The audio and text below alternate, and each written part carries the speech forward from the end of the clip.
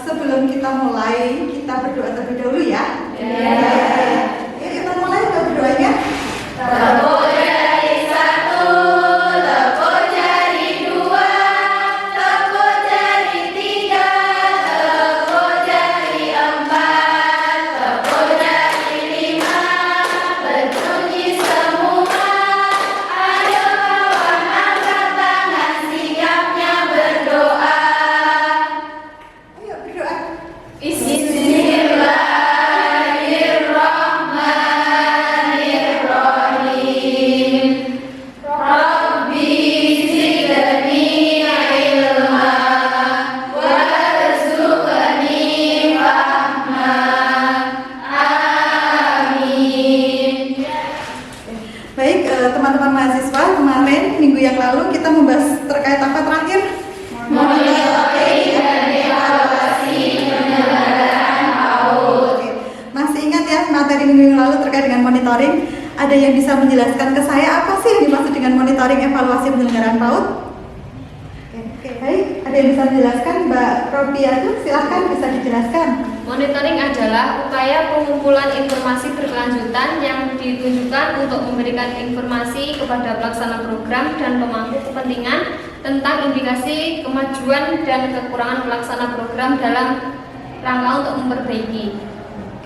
Ya, jadi teman-teman, benar yang disampaikan sama Mbak Robiatun tadi bahwa monitoring itu adalah kegiatan yang dilakukan oleh stakeholder.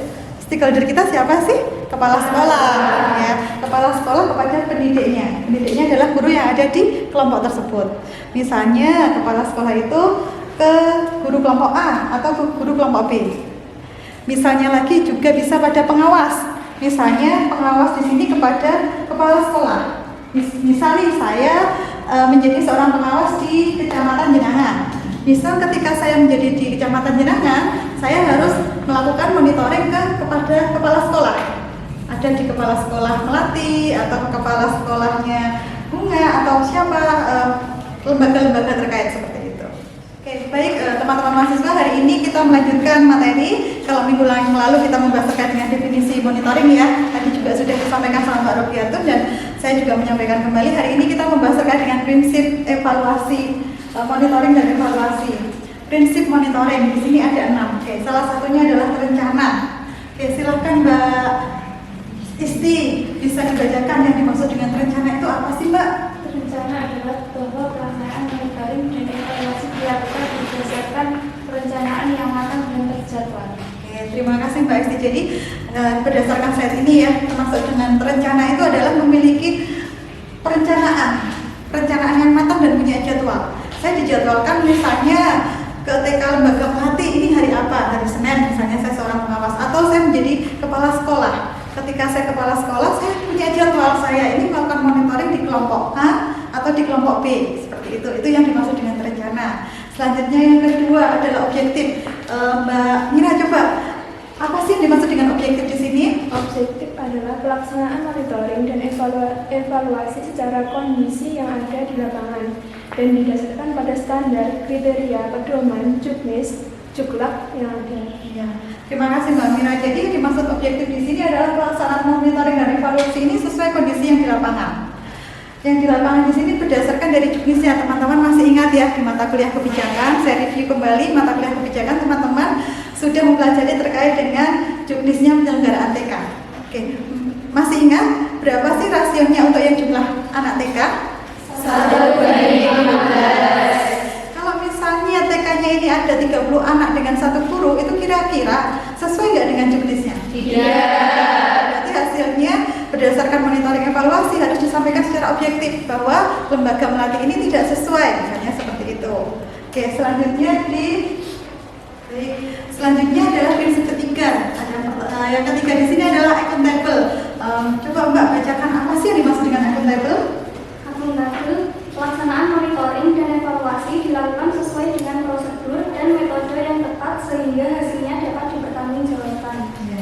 Baik, terima kasih Mbak. Jadi yang dimaksud accountable di sini adalah pelaksanaan monitoringnya itu sesuai dengan prosedur dan bisa dipertanggungjawabkan. Ketika saya mengatakan ini tidak sesuai atau ini buruk misalnya, itu saya punya hasil yang bisa dipertanggungjawabkan. Misalnya yang saya sampaikan tadi, TK pelatih ini buruk karena berdasarkan juknisnya tidak sesuai seperti itu. Bisa dipahami ya yang accountable? Prinsip yang keempat. Coba Mas, apa sih yang keempat di sini? Terstruktur. Bisa dibacakan apa maksudnya terstruktur? Pelaksanaan monitoring dan evaluasi dilakukan secara bertahap sesuai dengan alur yang telah ditetapkan dan dilakukan secara terus-menerus dan berkelanjutan. Baik, terima kasih Mas. Jadi yang dimaksud prinsip keempat di sini terstruktur. Terstruktur di situ adalah monitoring dilakukan secara bertahap. Yang tadi sesuai perencanaannya, ada jadwalnya, dan itu punya struktur yang jelas. Dan juga jangan berhenti. Dalam artian satu semester ini sudah lakukan monitoring, semester 2 tidak, jangan. Jadi monitoring itu harus selalu berkelanjutan. Bisa dipahami ya yang prinsip keempat di sini untuk terstruktur? Bisa. Oke, baik. Sekarang prinsip kelima. Prinsip kelima di sini adalah transparan, teman-teman. Transparan di sini adalah bisa terpublish.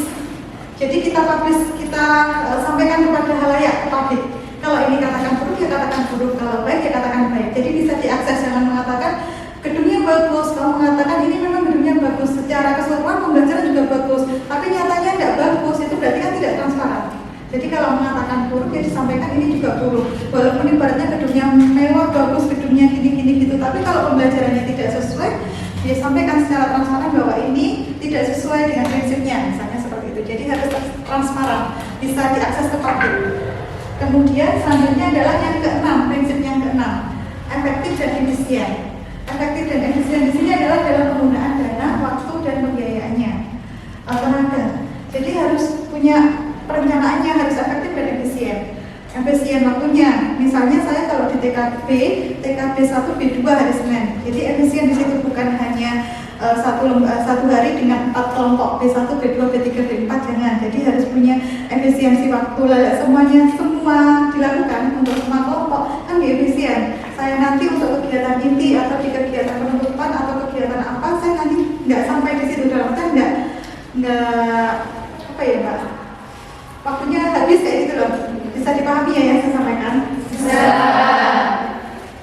Baik, itu tadi terkait dengan prinsip monitoring dan evaluasi. Dari materi ini, adakah yang teman-teman mau ditanyakan?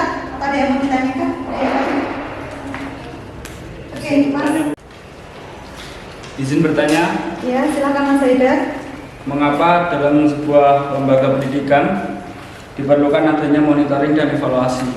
Baik, terima kasih Mas Haidar. Jadi, kenapa kok adanya perlunya monitoring dan evaluasi? Perlunya di sini agar pembelajaran itu lebih bermutu lagi, lebih baik lagi. Jadi, gunanya monitoring evaluasi ini untuk meningkatkan atau memperbaiki mutu. Tadi sesuai prinsipnya yang dimaksud dengan monitoring kan pemantauan. Nah, kalau misalnya nggak ada monitoring atau evaluasi, kira-kira pembelajarannya seperti apa? Kan hanya data-data saja flat, karena tidak pernah ada pemantauan. Seperti hanya teman-teman. Misalnya kalau kelas kita tidak ada pemantauan dari pimpinan atau tidak ada bentuk tes kita UTS atau UAS, teman-teman kan akan belajarnya juga gitu-gitu aja. Tapi ketika ada misalnya UTS, UAS kan akhirnya teman-teman punya motivasi, lebih semangat lagi belajarnya. Sama halnya dengan lembaga PAUD. Lembaga PAUD ketika ada monitoring itu akan lebih semangat lagi.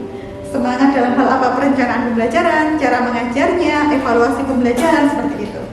Baik, bisa dipahami ya Mas Haidar tadi ya? Oke, teman-teman, tadi kan kita sudah membahas terkait dengan prinsip. Tadi juga sudah ada pertanyaan dari Mas Haidar. Biar kita lebih semangat lagi, ayo kita coba bernyanyi dulu. Ayo, berdiri yuk. Kita bernyanyi bersama yuk. Sudah siap semuanya ya? Iya. Kita bernyanyi 1, 2, 3. Satu jari kanan,